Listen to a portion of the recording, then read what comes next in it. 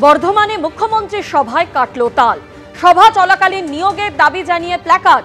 মুখ্যমন্ত্রীর বক্তব্যের মাঝেই প্ল্যাকার্ড তুলে ধরলেন কয়েকজন চাকরি প্রার্থী। প্ল্যাকার্ড দেখাতেই বিরক্ত মুখ্যমন্ত্রী থামিয়ে দিলেন বক্তৃতা। ছবিগুলো পরে তুলতে পারেন তো, আগেও তো এসেছিলেন আপনারা, আগে তুলতে পারতেন। প্লিজ দয়া করে আমাকে মিটিংটা চালাতে দিন।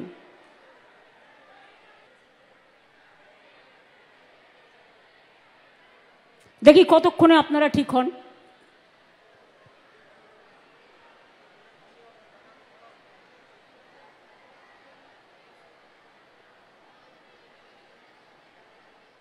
মাননীয় মুখ্যমন্ত্রী আমাদের বার্তা দিন যে 2022 স্টেটের নোটিফিকেশন দেওয়ার জন্য আমরা বার্তা চেয়েছি। তোমরা কি 22 সালে পাস করেছিলে? হ্যাঁ স্যার। কোথায় বাড়ি তোমাদের? আমাদের এই পূর্ব বর্ধমান জেলাতেই বাড়ি। কোথায় কোথায়? আমার খণ্ডঘোষে বাড়ি। খণ্ডঘোষে বাড়ি। খণ্ডঘোষ ব্লক। কি লেখা ছিল প্ল্যাকার্ডে? প্ল্যাকার্ডে লেখা ছিল যে মাননীয় মুখ্যমন্ত্রী প্রাথমিক নোটিফিকেশন দিন এবং আমাদেরকে বার্তা দিন, যে নোটিফিকেশন আসুক সেই বার্তা দিন। 23 সালের 10ই ফেব্রুয়ারি আমাদের রেজাল্ট দিয়েছে, কিন্তু এখনো পর্যন্ত আমরা নিয়োগ পাইনি।